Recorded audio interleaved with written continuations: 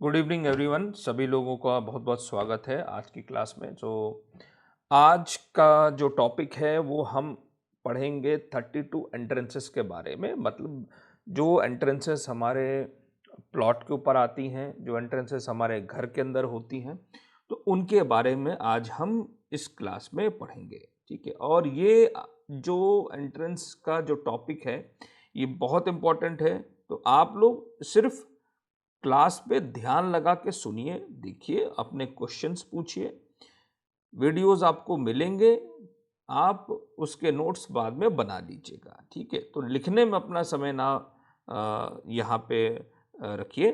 आप जितना भी समय है उसको, इस वीडियो को जो है वो आप देखने और समझने में लगाइए। ठीक है, तो चलिए 32 एंट्रेंसेस जो है, 32 एंट्रेंसेस जो हैं हमारी द्वार जो होते हैं, ठीक है। तो वो कहाँ से आई, 32 एंट्रेंस हुई कैसे, इसका उल्लेख कहाँ मिलता है, तो ये इन सब चीज़ों के बारे में आज हम समझेंगे। ठीक है, पहले तो ये समझना बहुत ज़रूरी है कि एंट्रेंस होती क्या है। एग्जाम्पल, ठीक है, तो एंट्रेंस जो है किसी भी घर का मुख्य द्वार, जहां से आप घर के अंदर प्रवेश कर सके। और जब घर बनता है तो चलिए फ्लैट सिस्टम तो अलग हो गया, लेकिन जब कोई इंडिविजुअल अपनी जगह लेके घर बनाता है तो पहले वो अपने प्लॉट के अंदर एंटर करता है, फिर थोड़ा लॉन वगैरह होता है, पार्किंग होती है, फिर वो कुछ कदम चल के जाता है, फिर अंदर कंस्ट्रक्टेड एरिया होता है, घर बना होता है, उसमें एक अलग मेन डोर होता है। ठीक है, तो जो भी द्वार, जिस द्वार के द्वारा आप उस घर के अंदर प्रवेश कर सको या उस वास्तु के अंदर प्रवेश कर सको, वो प्रवेश द्वार या एंट्रेंस कहलाएगी। ठीक है, अब यहाँ पे बहुत सारे वास्तुशास्त्री जो हैं, जिन्होंने बहुत सारे यूट्यूब पे वीडियोस बना रखे हैं, और बहुत बड़े बड़े वास्तुशास्त्री, छोटे मोटे नहीं, जो 8-8 9-9 लाख रुपया लेते हैं। ठीक है, वो कहते हैं खिड़की जो है वो एंट्रेंस है। ठीक है, छोटा सा कोई घर में झरोका है तो भी एंट्रेंस है। नहीं, एंट्रेंस का मतलब बहुत इम्पोर्टेंट है कि एंट्रेंस जहां से किसी व्यक्ति का प्रवेश हो सके। ठीक है, तो वो एंट्रेंस कहलाती है। अब आपके मन में ये सवाल आएगा, भाई ऐसे तो जो है वो छोटी सी खिड़की में से भी कोई आ जाए, तो भाई खिड़की किसी के आने जाने के लिए सुविधाजनक द्वार तो है नहीं, जगह तो है नहीं, स्पेस तो है नहीं कि उसके अंदर से सुविधाजनक जो चीज़ें हैं वो अंदर आ सके घर के अंदर। तो जहाँ से आप प्रॉपरली प्रवेश कर सकें वही जो है वो एंट्रेंस होता है। ठीक है, अब आप दिवाली में देख लीजिए, दिवाली है, जब कोई त्यौहार होता है तो घर के दरवाजे के आगे ही दिया क्यों जलाते हैं, है ना। हम जो घर के बाहर दिया जला के भगवान की पूजा करते हैं। ठीक है, तो हम क्या मानते हैं कि ईश्वर का भी प्रवेश उसी दरवाजे से होगा। ऐसा तो है नहीं कि भगवान छत से आ गए, छत फाड़ के आ गए, दीवार फाड़ के आ गए, या खिड़की के अंदर से आ गए। तो आप ये बात समझिए कि जो भी शक्तियां होती हैं वो वो एक लिमिटेशन से बंधी होती है। चाहे वो देवीय शक्ति हो, चाहे वो असुरी शक्ति हो, चाहे वो मानवीय शक्ति हो, सभी एक निश्चित लिमिटेशन से बंधे हुए हैं। उनका एक दायरा होता है। ठीक है, और वो भी प्रवेश सिर्फ और सिर्फ दरवाजे से ही करते हैं। वो पिक्चरों में दिखा देते हैं, वो देवी माँ, ऊपर से लक्ष्मी जी आ रही हैं घर के अंदर, लेकिन आपने जितनी भी कथाएं सुनी हैं, उन सब कथाओं में भगवान का, देवता का, देवियों का, असुरों का प्रवेश दरवाजे से ही होता है। तो ये आप बात मान के चलिए कि खिड़कियां या कोई झरोका घर के अंदर प्रवेश द्वार नहीं होता है। ठीक है, सो मेन डोर ही आपका जो है वो एंट्रेंस माना जाएगा, या कोई भी ऐसा दरवाजा जिससे आप घर के अंदर प्रॉपरली प्रवेश जो है वो कर सके, वो आपका एंट्रेंस माना जाएगा। ठीक है, तो ये बात आज ये जो मैं आपको यहाँ पे क्लियर कर दूं। ठीक है, तो अब ये समझिए कि 32 एंट्रेंसेस कैसे हुई। तो पहले तो हमने पढ़ा कि 16 मुख्य दिशाएं हैं, 16 दिशाएं हैं जिसमें 4 मुख्य दिशाएं होती हैं, नॉर्थ, ईस्ट, साउथ और वेस्ट। फिर इसके बाद इनको 4 और दिशाओं में विभाजित किया गया, नॉर्थ ईस्ट, साउथ वेस्ट और नॉर्थ वेस्ट। तो ये जो 8 दिशाएं हो गई, 4 + 4 8, इन्हीं पे जो ट्रेडिशनल काइंड ऑफ वास्तु लोग करते हैं, ठीक है, तो वो सिर्फ 8 ही दिशाओं को मानते हैं।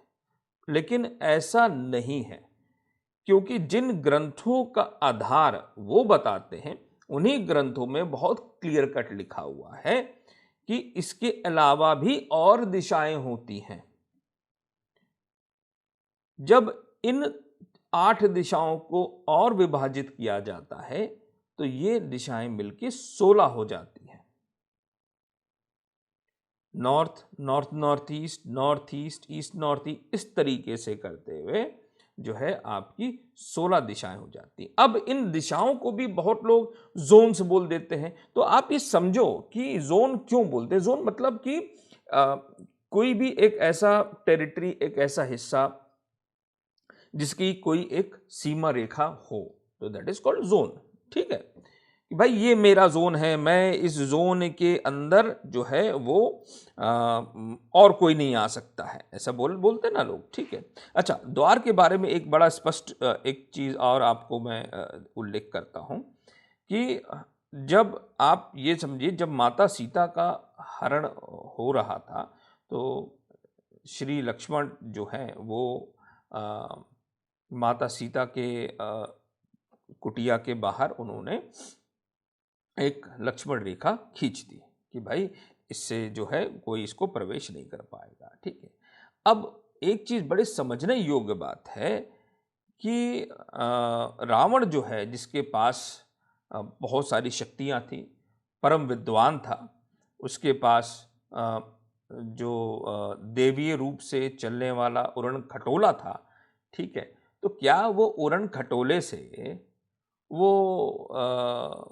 अंदर नहीं आ सकता था? कोई जरूरी है वो रेखा पार करके जाए? भाई वो तो ऊपर से भी आ सकता था, है ना। तो आप ये समझिए कि वो शक्ति भी किसी ना किसी रूल को फॉलो कर रही थी। ठीक है, तो हर एक शक्ति की लिमिटेशन होती है, चाहे वो देवीय शक्ति हो, चाहे असुरी शक्ति हो, चाहे मानवीय शक्ति हो, उसकी लिमिटेशंस होती है और वो सिर्फ उन लिमिटेशंस के साथ ही काम करते हैं। ठीक है, तो इसलिए रावण भी लक्ष्मण रेखा जो है उसने लांघी थी, कोशिश कर रहा था, लेकिन क्योंकि अब वो जो लक्ष्मण रेखा थी वो एक तरीके से एंट्रेंस का काम कर रही थी और जो वो एंट्रेंस पूरी तरीके से प्रोटेक्टेड थी। समझ गए? तो एंट्रेंस का मतलब, और मतलब सिर्फ वो गेट्स होते हैं, वो द्वार होते हैं, वो हिस्सा होता है जहां से एक जीते जागते मनुष्य का प्रवेश हो सके, ना कि खिड़की, ना कि झरोके, जो बहुत सारे वास्तुशास्त्री, कई बार मैंने वीडियोस पे देखा है उनको बोलते हुए। ठीक है, तो दैट इज रॉन्ग, वो ऐसा नहीं हो सकता। लॉजिकली भी आप देखें तो वो चीज गलत बोल रहे हैं। ठीक है, तो अब आप अपने मन में एक बात, इस चीज को क्लियर कीजिएगा कि प्रवेश द्वार क्या होता है। ठीक है, तो अब हमारे पास 16 दिशाएं हो गई। ठीक है, तो अब इन 16 दिशाओं की जो है कोई ना कोई परिधि होगी, कोई ना कोई उनकी एक सीमाएं होंगी। भाई अब मैं नॉर्थ कहता हूं तो नॉर्थ कहां पे है, कहां तक है, कहां से कहां तक है। अगर मैं बोलता हूं कि भाई गांव में 4 भाई हैं, उनकी जमीन है, तो हर एक भाई की जो जमीन है उसकी मार्किंग की जाती है ना, कि भाई तुम्हारा इस कोने से इस कोने तक तुम्हारी है, इस कोने से इस कोने तक मेरी है, और इस कोने से इस कोने तक उस छोटे भाई की है। तो हर एक चीज की सीमा तय होती है, तो दिशाओं की भी एक सीमा तय होती है। ठीक है, तो जब मैं 360 डिग्री कोण को मैं डिवाइड करूंगा 16 से, तो 22.5 डिग्री आता है। यानी कि अगर मैं ब्रह्म बिंदु से देखूं, तो ब्रह्म बिंदु से 22.5 डिग्री यानी 11.25 डिग्री लेफ्ट, 11.25 डिग्री राइट, इतना हिस्सा जो है वो आपका उस जोन का या उस डायरेक्शन की परिधि होगी। चलिए मैं आपको यहां पे एक चीज देखो ऐसे मैं दिखाता हूं। ठीक है, अब ये आप देख रहे हो, यहां से मैंने ब्रह्म बिंदु से खींचा और ये मैं गया, और ये हिस्सा, तो ये जितना हिस्सा आपको दिख रहा है ये नॉर्थ कहलाएगा। अब मैं इसी को ईस्ट बोलूं तो ब्रह्म बिंदु से ये ईस्ट डायरेक्शन गया। ठीक है, तो ये जितना हिस्सा है ये सारा हिस्सा ईस्ट कहलाएगा, ना कि ये पूरा हिस्सा मैंने बोल दूं कि ये पूरा हिस्सा ईस्ट कहलाएगा, क्योंकि इसको अलग अलग दिशाओं में बांटा गया है।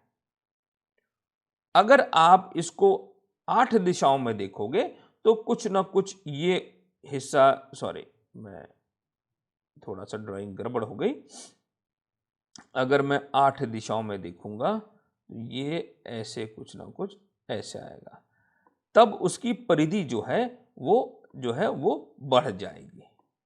लेकिन हम यहाँ पे 16 दिशाओं की बात करते हैं, तो जब हम 16 दिशाओं की बात करते हैं तो वहां पे और प्रिसाइज वे में काम होता है। 8 दिशाओं में थोड़ा कम प्रिसाइज वे में काम होता है, और जब आप 8 दिशाओं में काम करते हैं तो वहां पे देवता भी जो हैं वो ओवरलैप हो जाते हैं, जो कि विश्वकर्मा प्रकाश में बहुत क्लियर कट दे रखा है कि 45 देवता होते। अब उसमें असुर भी हैं, देवता भी हैं, लेकिन एक वो विशेष कारण से वो असुर देवताओं के साथ मिलकर वास्तु पुरुष को उन्होंने जमीन के ऊपर, धरती के ऊपर लिटाया था, जिसमें ब्रह्मा जी भी थे, और ब्रह्मा जी के आशीर्वाद और उनके डायरेक्शंस देने की वजह से वो सारे असुर और देवता मिलके काम कर रहे थे। इसलिए उन असुरों को भी देवता के रूप में पूजा जाएगा। ठीक है, तो 45 देवता का उल्लेख जो है वो विश्वकर्मा प्रकाश में दिया हुआ है, जो मैं अभी आपको यहां पे दिखाता हूं। ठीक है, तो जिसमें 32 देवता जो हैं वो आपके पेरिफरी पे आते हैं। 32 देवता कहां पे आते हैं, जो है वो आपके यहां पे, ये ये ये जो आउटर पेरिफरी होती है इस पे ये आते हैं। ये देखिए, ये जो आउटर पेरिफरी है, इस आउटर पेरिफरी पे 32 देवता आते हैं। तो हर एक देवता जो होते हैं वो एक द्वार का काम करता है। तो उस एंट्रेंस की जो भी खूबियां होंगी वो उस एंट्रेंस पर रहने वाले देवताओं की वजह से ही होंगी। अगर कोई एंट्रेंस बहुत अच्छी है, जैसे मुखिया या भल्लाट, ये N3 N4 की एंट्रेंस है, तो भल्लाट जो हैं उनकी वजह से वेल्थ एंड अपॉर्चुनिटी मिलेगी, वेल्थ मिलेगी। क्यों? क्योंकि वो कुबेर देवता के पैसों के रक्षक हैं और उनकी खूबी है, तो जिसकी वजह से N4 एंट्रेंस जो है वो बहुत अच्छी बन जाती है। तो समझने योग्य ये बात है कि जो भी एंट्रेंसेस आपको दिखेंगी वो वहां पर रहने वाले देवताओं की वजह से हैं, और उनके एट्रीब्यूट्स भी, उनकी खूबियां भी वो वहां पे रहने वाले देवताओं की वजह से ही होंगी। ठीक है, देवताओं के बारे में हम अलग चैप्टर में पढ़ेंगे। ठीक है, अलग क्लास में इसको देखेंगे, उसका अलग क्लास है जो हम देवताओं के बारे में पढ़ेंगे। ठीक है, अब यहाँ पे एक बहुत इंपॉर्टेंट चीज़ भी मैं आपको यहाँ पे बताने जाऊँगा, जो शायद ही बहुत कम टीचर्स वास्तु पढ़ाते हुए बताएंगे। ठीक है, तो जब हम किसी भी प्लॉट को डिवाइड करते हैं कि देवता कहाँ हैं, विराजमान कैसे होंगे, तो ये अलग अलग उसके प्रोसीजर्स हैं, अलग अलग तरीके हैं उसको डिवाइड करने के और वहाँ पे देवताओं को विराजमान करने के लिए। ठीक है, इसका उल्लेख विश्वकर्मा प्रकाश में बहुत क्लियर दिया हुआ है, जो मैं भी आपको यहाँ पे दिखाता हूँ। ठीक है, तो उससे आपको काफ़ी क्लैरिटी मिल जाएगी। अब यहाँ पे आप देख रहे होगे ये इस फिगर के अंदर, ठीक है, ये जो फिगर है यहाँ पे आप ये देखोगे इस फिगर के अंदर, तो यहाँ पे आप देखोगे स्क्वायर्स बने हुए हैं। तो ये जो एक एक स्क्वायर दिख रहा है ना आपको, इसको हम पद बोलते हैं। क्या बोलते हैं? पद। ठीक है, तो ये अलग अलग पद जो होते हैं, ये एक हर एक देवता को निश्चित स्थान दे दिया गया। बोला भैया ये अब ये तुम्हारी जगह है, तुम इतने दूर के मालिक हो। ब्रह्मा जी को बोला कि भाई आप इतने दूर के मालिक हैं। ठीक है, अब सारी ऊर्जा यहां से निकलती है। एक बात और आप यहां पे समझो कि जो लोगों को ये समझ में आता है कि भाई हम जिसको सेंटर पॉइंट बोल लेते हैं, ब्रह्म बिंदु बोल लेते हैं, ठीक है, तो वो सिर्फ एक छोटी सी जो है वो बिंदु नहीं है, वो उसकी एक निश्चित सीमा होती है, उनकी भी एक टेरिटरी होती है। ठीक है, तो विश्वकर्मा प्रकाश में ये बहुत क्लियर दिया हुआ है कि हम कैसे इन पदों को डिवाइड करें, उस स्पेस को कैसे डिवाइड करें। ठीक है, चलिए आगे हम इसको देखते हैं। हाँ, अब आप यहाँ पे देखोगे इस तरीके से स्क्वायर्स जो हैं वो डिवाइड, मैंने थोड़ा स्ट्रेच किया हुआ है, तो स्क्वायर देख लो या रेक्टेंगल समझ लो, तो इसको जो है ये डिवाइड किया गया है। ठीक है, अब ये जो डिवीजन है ये अलग अलग तरीके से डिवीजन होता है। 64 जब स्क्वायर्स बनेंगे यानी कि 8/8 के हिसाब से इक्वल डिस्ट्रीब्यूशन होता है, ध्यान रखना। जब मैं 8/8 के हिसाब से डिवाइड करूंगा तो वो 64 पद वास्तु यानी 64 पद वास्तु कहलाएगा। यानी कि उन 64 खानों में हम उन देवताओं को फिट करेंगे, सबको एक अलग जो है निश्चित एरिया हमने डिफाइन कर देंगे कि भगवान ये आपके लिए, आप यहां बैठो, आप यहां बैठो, आप यहां बैठो, इस तरीके से। जब हम इसी वास्तु में, हम इस प्लॉट के अंदर जब मैं उसको 81 पार्ट में डिवाइड कर देता हूं, 81 पार्ट्स में डिवाइड कर देता हूं, तो यानी मेरी ग्रिड कितनी बनेगी? 9/9, 9 9 81। ठीक है, तो ये जो वास्तु होता है ये बेसिकली कॉमर्शियल और होम यूज के लिए जो है वो फॉलो किया जाता है, क्योंकि यहां पे और प्रिसाइज वे में आप काम को देखते हैं। जब हम 64 पद का वास्तु करते हैं तो उसमें कुछ दिशाएं, कुछ देवता जो होते हैं वो ओवरलैप हो जाते हैं, या यूं कह लो उनको जगह थोड़ी सी कम मिलती है और वो एक जगह पे फिट होने की कोशिश करते हैं। तो ये जो वास्तु है, प्रिंसिपल है, ये हम मंदिर बनाने के लिए, मंदिर, गुरुद्वारा, टेम्पल्स आर्किटेक्चर के लिए यूज किया जाता है 64 पद वास्तु। उसी तरीके से और भी वास्तु आते हैं जिसमें हम 2 पद का भी यूज करते हैं, उसमें और भी कई सारे ग्रिड्स यूज करते हैं, 100 पद के ऊपर का भी वास्तु होता है।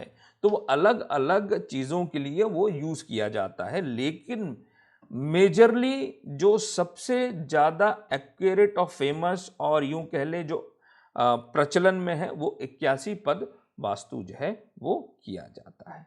ठीक है, अब इसका उल्लेख कहाँ मिलता है, ये चीज मैं आपको विश्वकर्मा प्रकाश में मैं आपको यहाँ पे दिखाऊंगा, और विश्वकर्मा प्रकाश भी मैं आपको पढ़ाऊंगा।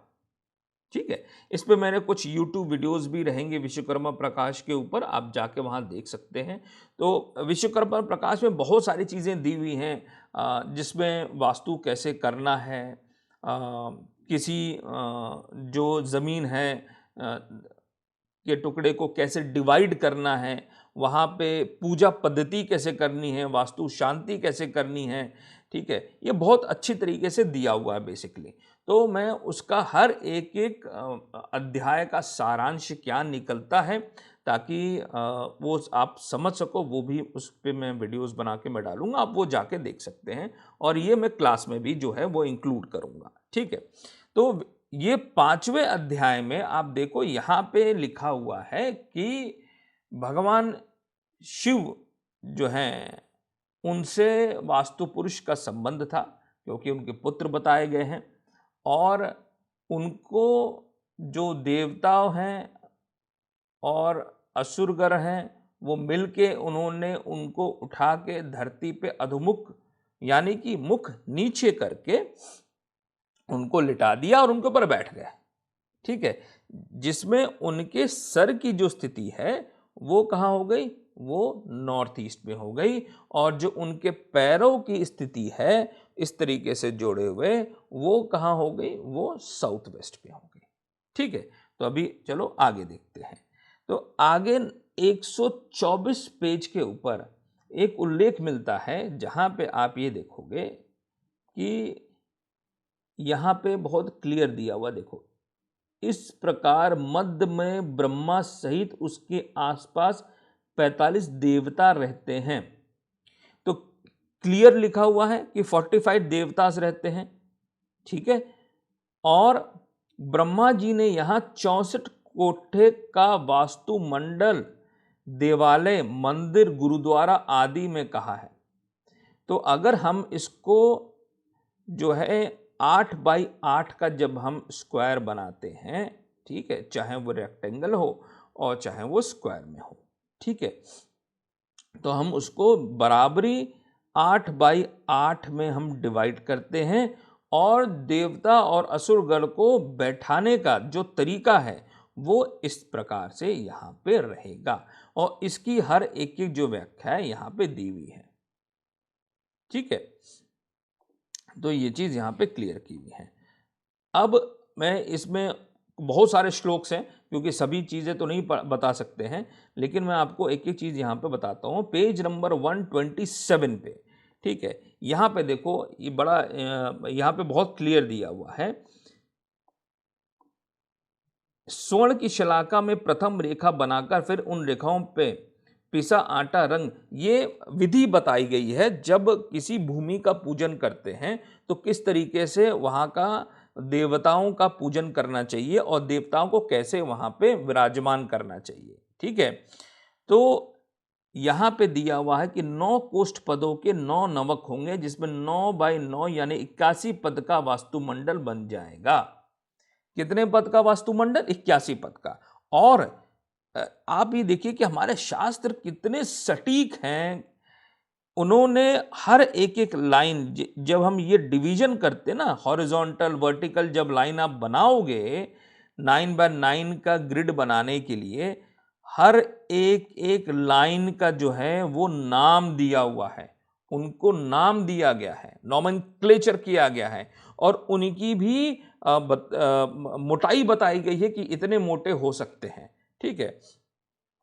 चलो मैं ये देखो, अभी यहाँ पे आप देखोगे ना, ये देखिए पेज नंबर 128 के ऊपर, यहाँ देखो, शांता, यशोवती, कांता, विशाला, प्राणवाहिनी, ये सारी जो लाइंस है ना, जो उत्तर से दक्षिण की ओर गई हुई रेखाओं का नाम कहता हूं।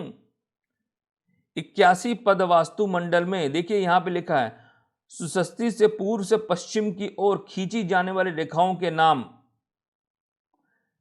पूर्व से पश्चिम की ओर, जब हम पूर्व से पश्चिम की ओर यानी कि हॉरिजॉन्टल लाइन खींचते हैं तो 81 पद में तो हर एक एक लाइन का नाम होता है, शांता, यशोवंती, कांता, विशाला, प्राणवाहिनी। तो हमारे शास्त्र कितने सटीक हैं वो देखिए कि हर एक एक चीज का विभाजन भी बड़े सटीकता से किया गया है। उसी तरीके से जब हम उत्तर से दक्षिण की तरफ का जब हम विभाजन करेंगे तो यानी कि ये देखिए, जब हम वर्टिकल लाइन खींचेंगे तो उनका भी नाम यहां पे दिया गया है। पेज नंबर 129 में क्या लिखा गया है जिस प्रकार 81 पद के वास्तु में 9x9 यानी 81 नवक होते हैं तथा 64 पद के वास्तु में 64 अष्टक होते हैं, इन नवकों अष्टकों की पद संख्या होती है। इनको क्या होती है? इनकी पद संख्या होती है। ठीक है। 81 पद के वास्तु का उपयोग गृह निर्माण, गृह प्रवेश आदि में करते हैं तथा 64 पद के वास्तु का प्रयोग देवालय आदि की प्रतिष्ठा में किया जाता है। ठीक है। तो ये अब आपको समझ में आ गया कि हम जो है वो 9x9 का ग्रिड क्यों बनाते हैं। और पेज नंबर 136 पे ये चीज़ इसमें विश्वकर्मा प्रकाश में दी हुई है। आप लोग विश्वकर्मा प्रकाश खरीद लीजिए, पढ़िए, क्योंकि इन ग्रंथों को पढ़ना ज़रूरी है। क्योंकि जब आप चीज़ों को पढ़ोगे तो आपका जो इंटेलेक्ट है, जो आपकी बुद्धि है, जो आपका सोचने का तरीका है, वो डेवलप होगा। ठीक है। पढ़ने से बहुत सारी चीज़, यहाँ तो मैं आपको सब कुछ पढ़ा दूंगा, लेकिन जब खुद से आप इन जो बुक्स का जब आप अध्ययन करोगे, किताबों का अध्ययन करोगे ना, तो वो आपको एक अलग शक्ति प्रदान करेगा। ठीक है। 81 पद के वास्तु में प्रत्येक देवता के पास कितने पद होते हैं यह बताया गया है। तो देखो क्लियर कट है। जो आपको यहाँ पे मैं आपको एक मिनट, जो हमारा ये वास्तु चक्र बना हुआ है, ठीक है, इस वास्तु चक्र में ये जितने भी आपको पद दिख रहे हैं, इन सभी पदों का उल्लेख विश्वकर्मा प्रकाश में है। ठीक है। और अभी आप यहां से देखिएगा, हर ये एक पद जो है, ये 1 2 3 और 4 भागों में इसको यहां से डिवाइड किया जाता है। अब भल्लाट को कितने पद मिल जाएंगे? 2 पद, 1 2। सोम को 2 पद, भुजंग को 2 पद। ठीक है। अब आगे आप देखो,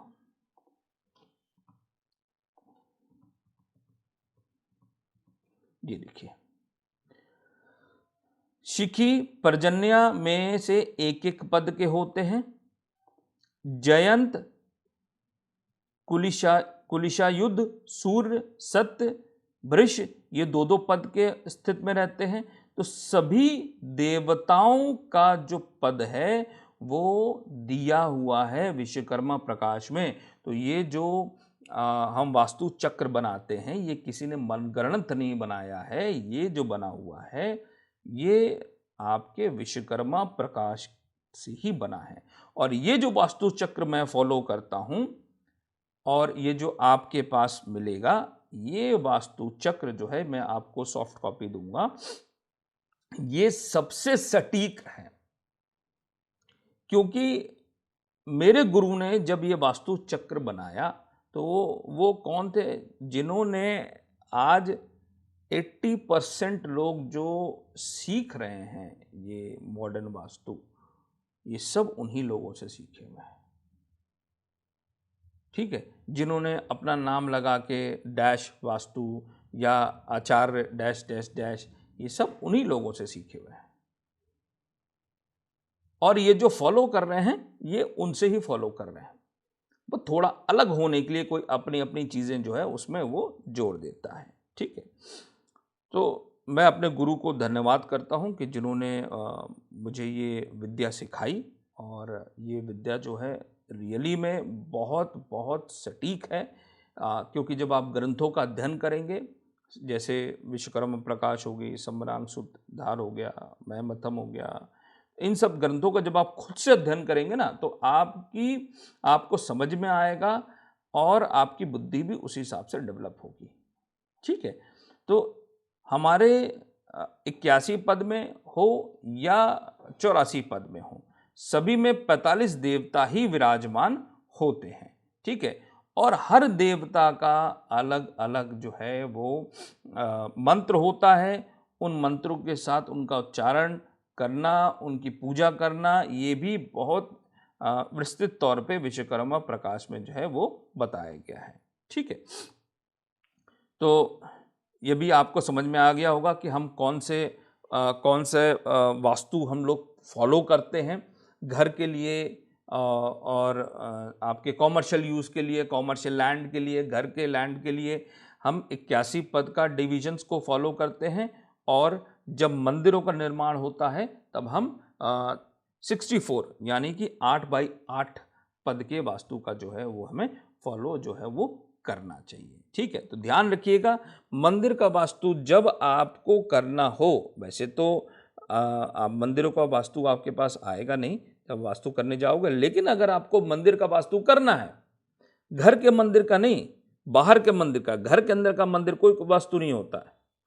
ठीक है, वो तो प्लेसमेंट्स होती है कि भाई घर के अंदर जो मंदिर है उसको कहाँ कहाँ प्लेस करना है, वो अलग चीज़ होती है। लेकिन जब आप किसी बड़े मंदिर देवालय का निर्माण कर रहे होते हो किसी ज़मीन के ऊपर, किसी धरती के ऊपर, किसी धरती के टुकड़े के ऊपर, तब वहाँ पे जो वास्तु फॉलो होगा वो 64 पद का होगा। और उसी प्रकार से देवताओं का पूजन भी जब उस जगह का शिलान्यास होगा तो उसका पूजन भी उसी हिसाब से होगा। ठीक है, तो अब जो है हमने देखा कि हम 81 पद का वास्तु फॉलो करते हैं, 16 दिशाएं हैं और हर एक दिशा में जो है 2 देवता बैठते हैं, तो यानी कि 32 देवता हो गए। और हर एक देवता से एक द्वार होता है, यानी कि आपकी यहाँ पे जो है वो 32 एंट्रेंसेस हो गई। हर एक एंट्रेंस जो है वो 11.25 डिग्री की बनती है, यानी कि 11.25 डिग्री का जो फैलाव होता है वो एक एंट्रेंस के लिए होता है। और एक जोन का जो फैलाव है अपने सेंटर से जो है वो 22.5 डिग्री का होता है। ठीक है, तो उतना एरिया उस पर्टिकुलर एंट्रेंस को और उस जोन को या उस दिशा को दिया जाता है किसी भी क्षेत्र में, किसी भी स्पेस के अंदर। ठीक है, अब मैं ये कहूँ कि एंट्रेंस को नाम कैसे दिया जाए। अगर मैं एंट्रेंस को नाम देता हूँ यहाँ पे मुखिया, भल्लाट, सोम, भुजंग, अदिति, दिति, वह आपको याद रहेगा? बड़ा मुश्किल है याद रखना। ठीक है, या कस्टमर को आपको समझाना भी। ठीक है, तो इसको क्या किया गया, जब इसको नॉमेनक्लेचर किया गया, ठीक है, तो ब्रह्मा के बाद 4 जो सबसे मुख्य देवता होते हैं, बुधर, आर्यमा, विवस्वान और मित्रा। ठीक है, तो और आपके पास 4 मुख्य दिशाएं हैं, नॉर्थ, ईस्ट, साउथ और वेस्ट। ठीक है, तो हमने मान लिया कि बुधर जो है वो पूरी की पूरी नॉर्थ दिशा को जो है वो कैटर करता है, क्योंकि आप देखोगे नॉर्थ वेस्ट से लेके नॉर्थ ईस्ट तक जो मुख्य दिशा है वो आती है नॉर्थ। ठीक है, और नॉर्थ ईस्ट से लेके अगर हम साउथ ईस्ट में देखें तो उसमें जो मुख्य दिशा आती है वो आती है ईस्ट। उसी तरीके से साउथ में अगर विवस्वान को देखा जाए तो उसमें मुख्य दिशा आती है साउथ। तो ये जो दिशा है हमारी बुधर से लेके ये जो डायरेक्शन दी हुई है, ये वाली जो डायरेक्शन दी हुई है, इसको हमने मान लिया कि अंटार ये नॉर्थ जो है ये रूल कर रहा है। अब फिर हमने ये मान लिया कि ये ईस्ट रूल कर रहा है, हमने ये माना कि ये पूरा साउथ रूल कर रहा है, और हमने ये माना कि ये पूरा वेस्ट रूल कर रहा है। तब ये थोड़ा सा आसान हो जाएगा दिशाओं को, एंट्रेंसेस को यहाँ पे हमें डिवाइड करना। ठीक है, तो हमने एंट्रेंसेस को, हर एक एंट्रेंस जो है वो 8 पदों में डिवाइड हो गई। ठीक है, तो उसको हमने बोला N1, N2, N3, N4, N5, N6। तो हमने नॉमेनक्लेचर दे दिया 1 2 3 4 5 6। नॉर्थ की पहली एंट्रेंस N1 और लास्ट एंट्रेंस N8। इसी तरीके से ईस्ट में भी हमने किया 1 2 3 से लेके 8 एंट्रेंसेस तक हमने इसको विभाजित किया। तो हर चारों मुख्य दिशाओं में अगर मैं इसको पकड़ूं, यहां ये अगर नॉर्थ हो गया तो ये पूरा नॉर्थ, ये पूरा east, south and this is entire west. ठीक है, तो जब इसको हमने देखा तो यहां पे ये पूरा का पूरा हमने बोला कि भाई ये जो है अभी ये हम इसे मानते हैं कि ये N1 हो गया, N2 हो गया, N3 हो गया, N4 हो गया, इस तरीके से इसको माना जाएगा। ठीक है, तो 32 देवताओं का यहाँ पे जो है वो स्थापित हो गए और उनका जो है द्वार जो है इस तरीके से डिसाइड हो गया। ठीक है, तो अब चलते हैं कि हर एक एक जो दिशा है उनकी खूबियां क्या हैं उसको समझना बहुत ज़रूरी है, क्योंकि एंट्रेंस को अगर आपने समझ लिया तो आप ये समझ लीजिए कि 50 to 60% का जो वास्तु है ना वो आप कर लिया। एक घर के अंदर एंट्रेंस जो है वो सबसे ज़्यादा रोल प्ले करती है। अगर घर के अंदर प्लेसमेंट टॉयलेट की या बेडरूम की या किसी चीज़ की प्लेसमेंट खराब हो तो उतना असर नहीं करेगा अगर आपका एंट्रेंस बहुत अच्छा हो, रियली में बहुत अच्छी एंट्रेंस हो, तो बाकी जो नेगेटिव असर हैं वो आपको पता ही नहीं चलेंगे, क्योंकि एंट्रेंस ने उन सब चीज़ों को जो है हिसाब बराबर कर दिया, सिर्फ और सिर्फ नॉर्थ ईस्ट की टॉयलेट और किचन को छोड़ के। समझ गए? तो एंट्रेंस ऑलमोस्ट 50 to 60% का वेटेज लेता है वास्तु में। तो वास्तु करते समय एंट्रेंस जो है वो उसका ध्यान रखना बहुत ज़रूरी है। तो चलिए अभी हम एंट्रेंस पे बात करते हैं। तो यहाँ पे आप देख रहे हो कि N1 की एंट्रेंस क्या कहती है कि increase the possibility of murder. लेकिन इसका मतलब ये नहीं है कि भाई ये जो है इस घर में रहने वाले लोगों का मर्डर ही हो जाएगा, नहीं, ये चीज़ नहीं है। बट सिचुएशन ऐसी क्रिएट होगी कि जानलेवा हमला होगा और उसमें मर्डर के चांसेस जो हैं उसकी जो प्रोबेबिलिटी है वो बढ़ जाएगी। मैंने एक मेरा क्लाइंट से, तो उन क्लाइंट का मैंने वास्तु किया, जब वो मेरे पास आए और अपना घर का पूरा मैप वगैरह उन्होंने दिया, मैंने उनकी ग्रिडिंग की, सारी चीज़ें जब देखी तो उनकी एंट्रेंस N1 आई। तो मैंने उनसे पूछा कि भाई आप जो है अब यहाँ पे कुंडली का बड़ा स्पेसिफिक और बड़ा अच्छा रोल है, मैं आपको यहाँ पे शेयर करता हूँ। तो मैंने उनसे पूछा कि ये क्या हुआ, आपको आपके ऊपर क्या कोई हमला हुआ है? तो बोले नहीं, मेरे ऊपर तो कोई ऐसा हमला नहीं हुआ है और मुझे तो रहते हुए 3-4 साल हो गए इस घर में। तो मैंने कहा अच्छा ठीक है। तो जब मैंने उनके घर का विजिट किया तो देखिए यहाँ पे कुंडली जो है वो इतनी स्ट्रांग थी कि उसको पता था कि भाई ये इंसान की जीवन को कैसे बचाया जाए। तो जब वो उस घर में प्रवेश कर रहे थे तो ऑटोमेटिकली क्या हुआ कि उस एंट्रेंस का जो ट्रीटमेंट करना चाहिए वो उन्होंने पहले ही करा लिया था और उनको पता भी नहीं था कि ट्रीटमेंट हुआ है। N1 की एंट्रेंस के लिए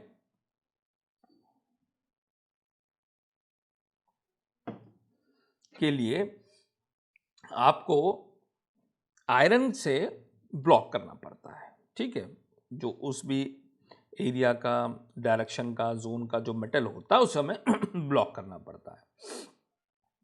तो वो घर में प्रवेश करने के पहले ही अपने घर के बाहर आयरन फ्रेम का दरवाज़ा लगा लिया था।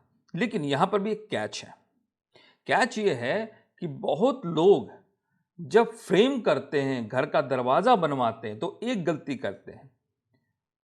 वो क्या करते हैं कि जब फ्रेम बनता है तो वो सिर्फ 3 तरफ का ही फ्रेम लेते हैं, नीचे का फ्रेम नहीं लेते हैं। लेकिन उन्होंने क्या किया था, पूरा फ्रेम लिया था, पूरा रेक्टेंगल फ्रेम लिया था। जिससे हुआ क्या कि जब रेक्टेंगल फ्रेम नीचे भी आया ना तो उसने ऑटोमेटिकली उस एरिया को ब्लॉक कर दिया, उस एंट्रेंस को ही ब्लॉक कर दिया, जिसकी वजह से उनको नेचुरल वे में ही घर में प्रवेश करने के पहले ही उनको ये प्रोटेक्शन मिल गई। नहीं तो मेरे गुरुओं ने बताया कि उनके भी बहुत सारे शिष्य हैं जिन्होंने इस चीज़ का उल्लेख किया कि यस, N1 की एंट्रेंस होने पे मर्डर की सिचुएशन बन गई थी। वन ऑफ माय क्लाइंट जो हैं वो लखनऊ में थे, और उनकी भी एंट्रेंस सेम N1 और N2 की दोनों एंट्रेंस उनके पास आ रही थी, और उनके ऊपर भी जानलेवा हमला हुआ था।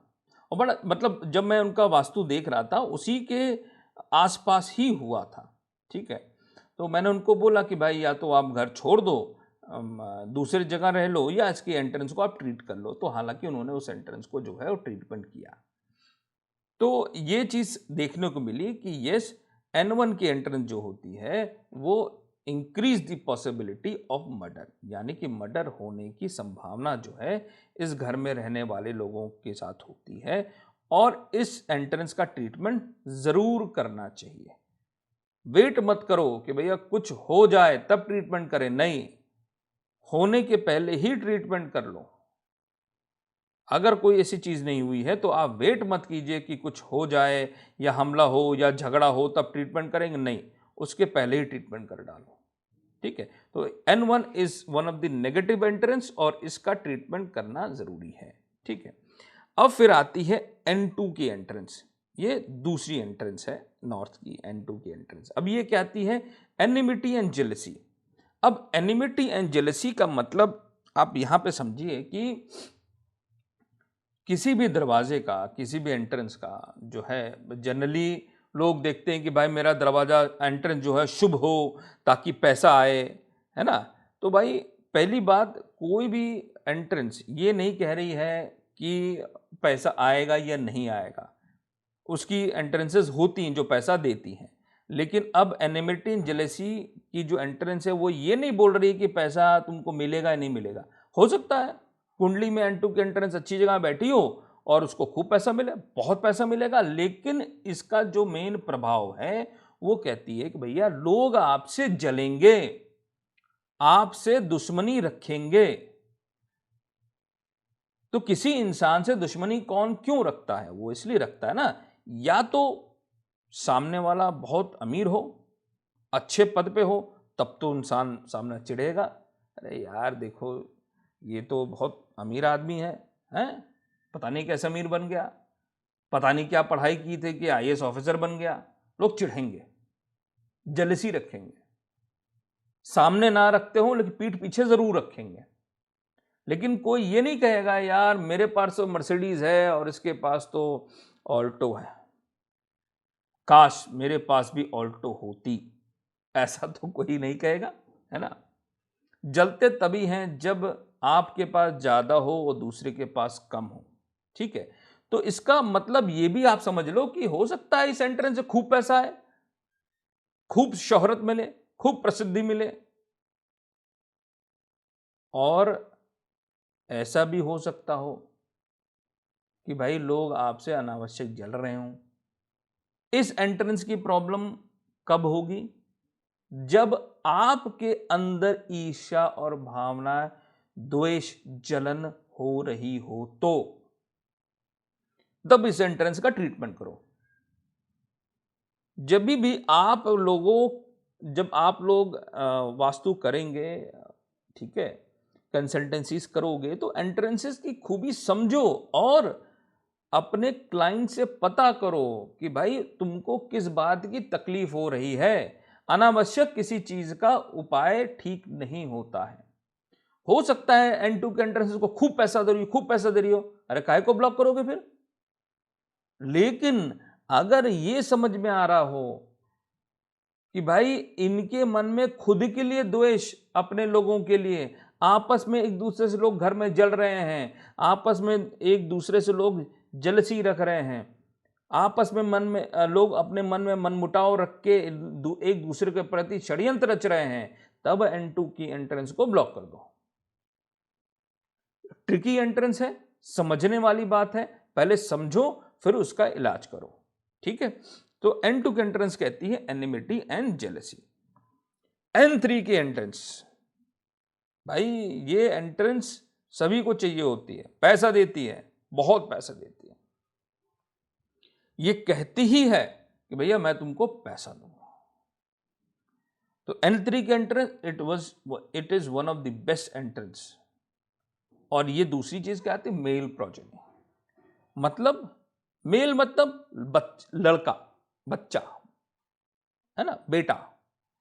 ठीक है, तो घर में बेटे की तादाद, मेल्स की तादाद ज्यादा होगी और बच्चे में लड़का पैदा होने की प्रोबेबिलिटी N3 के एंट्रेंस में बढ़ जाती है। तो इसलिए अगर घर में बच्चे की प्रॉब्लम हो रही है तो उसके और भी कारण हो सकते हैं, लेकिन अगर N3 की एंट्रेंस है तो वहां पे बेटा होने की प्रोबेबिलिटी थोड़ी सी बढ़ जाती है। लेकिन मैं यहाँ पे ये नहीं कहूँगा कि बेटा और बेटी अलग हैं या दोनों में जैसे लोग कंपैरिजन करते हैं, आया मेरा बेटा ही होना चाहिए, बेटी नहीं होनी चाहिए भाई। लेकिन आज के टाइम पे ऐसा नहीं है। बेटियां बेटों से ज़्यादा माँ बाप की सेवा कर रही हैं, ज़्यादा ध्यान रख रही हैं और अपने पैरों पे आज वो खड़ी हैं और सक्षम है। तो ये जो धारणा है ये थोड़ी सी गलत या कमज़ोर है कि बेटा ही होना चाहिए, क्योंकि फॉरेन कंट्रीज़ में भी लोग, जो हम लोग बोलते हैं ना कि नहीं नहीं इक्वलिटी वगैरह, वहाँ पे भी ऐसी चीज़ें होती हैं। ठीक है, लोग मेल चाइल्ड जो है उनको चाहिए होता है। ठीक है, तो N3 के एंट्रेंस पैसा और बेटा मेल प्रोजेनी जो है ये देती है। ठीक है, तो ये आपकी N3 की एंट्रेंस है। तो चलिए अभी हम N4 की एंट्रेंस पे जाते हैं।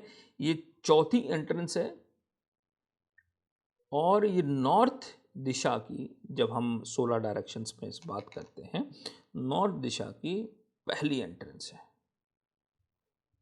और भाई ये दबा के पैसा देती है। और ये पैसा कहाँ से आता है?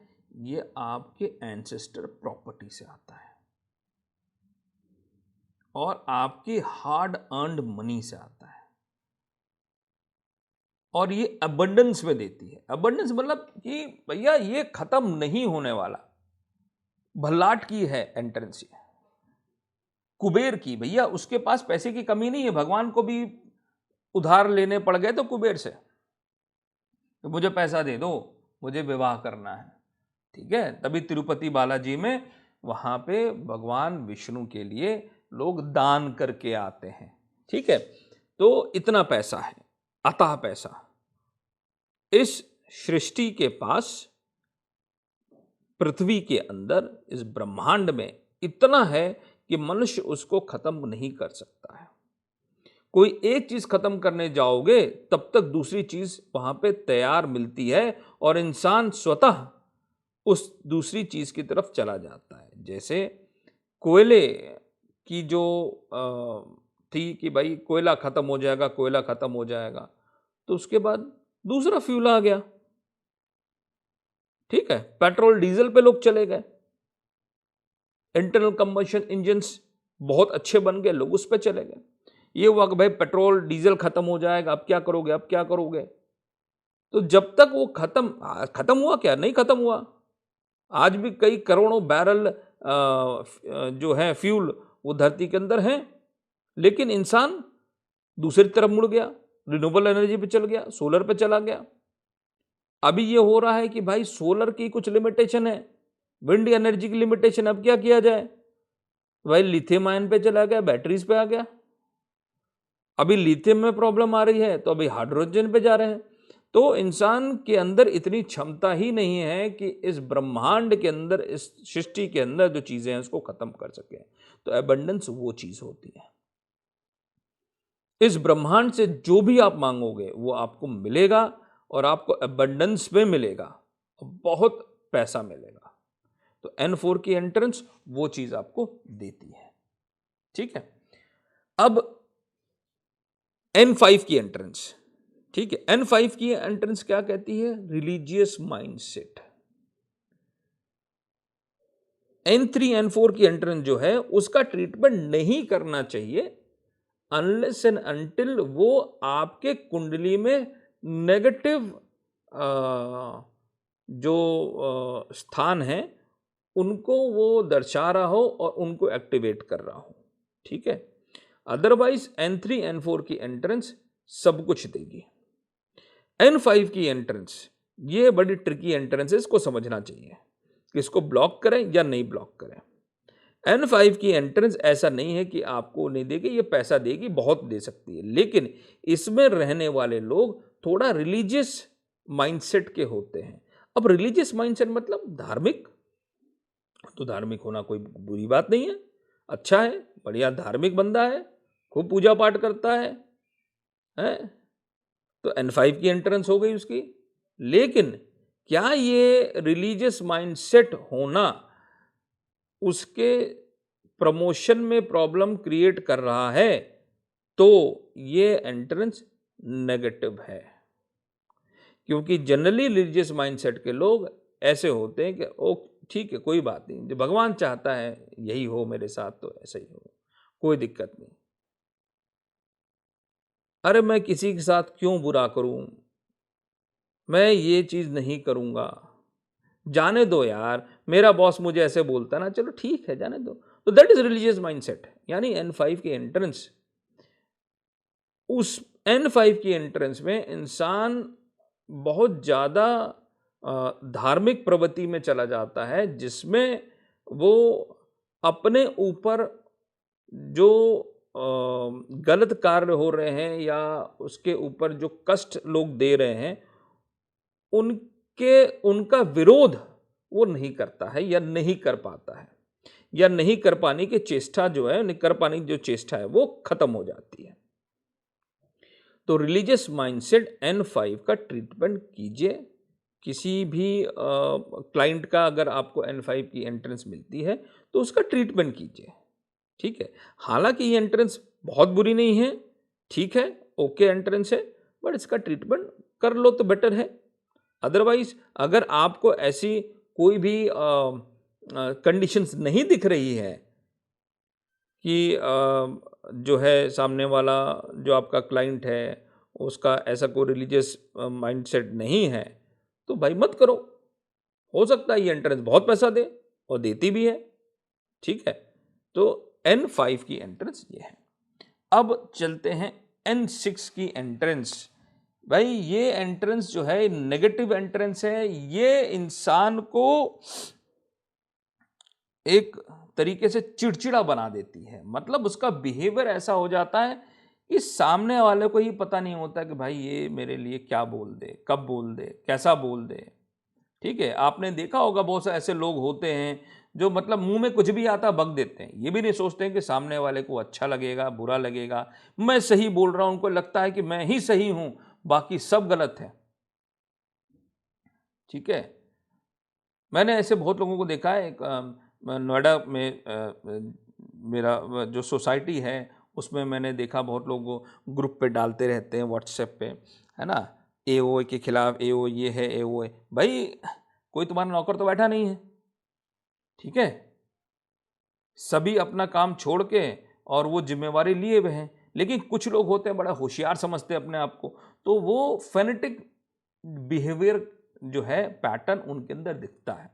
उनको लगता है मैं बहुत सही हूं, सामने वाले को मैं कितना भी खराब बोल लूं तो मुझे कोई कुछ नहीं बोल सकता है। तो ऐसा एंट्रेंस नेगेटिव है, इससे इंसान समाज से कट जाता है, क्योंकि आपका बिहेवियर लोगों से आपको काटने का काम करता है। तो N6 की एंट्रेंस, इसको ट्रीटमेंट करना जरूरी है और इसका ट्रीटमेंट किया जाना चाहिए, ठीक है। N7, अब ये जो एंट्रेंस है, ये एंट्रेंस बड़ी आजकल के लिए टाइम में ये एंट्रेंस का आप रोल्स बहुत देखोगे। ये कहती है कि भाई girl defy their family tradition. अब क्या बोला गया, girl defy their family tradition, मतलब क्या हो गया? मतलब ये हो गया कि भाई जो घर की लड़कियां हैं वो अपने फैमिली ट्रेडिशन से हट के काम करेंगी, ठीक है। तो फैमिली ट्रेडिशन से हट के काम करने का अर्थ क्या हो गया कि भाई हो सकता है घर के अंदर सारे लोग जो है वो ग्रेजुएट हों, लेकिन घर की लड़की बोलती नहीं, I want to be a doctor. It's a different कि वो बोले कि नहीं, I want to be a pilot, I want to be a fashion designer, ठीक है, I want to go into film industry,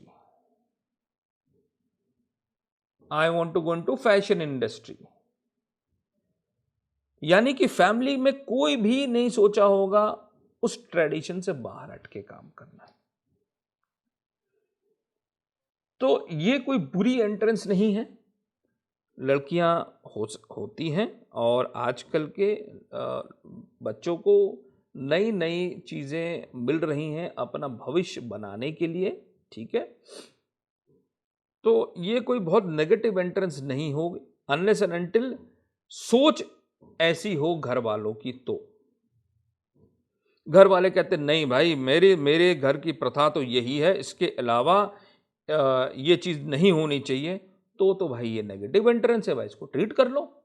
लेकिन अगर आपको अपने बच्चों पे विश्वास है, बच्चियों पे विश्वास है, घर की लड़कियों पे विश्वास है कि वो घर की ट्रेडिशन से हटके और सही काम करेंगे, तो फिर ये एंट्रेंस कोई बुरी एंट्रेंस नहीं है। अदरवाइज इसका भी ट्रीटमेंट लोग करते हैं और कर सकते हैं, डिपेंडिंग अपॉन सोच क्या है। तो क्लाइंट से समझिए कि उसकी सोच क्या है, उसकी प्रॉब्लम कहां पे आ रही है। अगर वो इन सब चीजों का जिक्र नहीं कर रहा है तो दैट इज ओके, मत ट्रीटमेंट करो, जरूरी नहीं हर चीज का ट्रीटमेंट किया जाए, करेक्ट।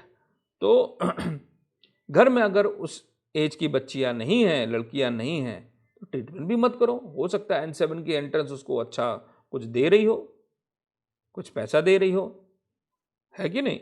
तो N7 की एंट्रेंस जो है वो कहती है girl defied their family tradition.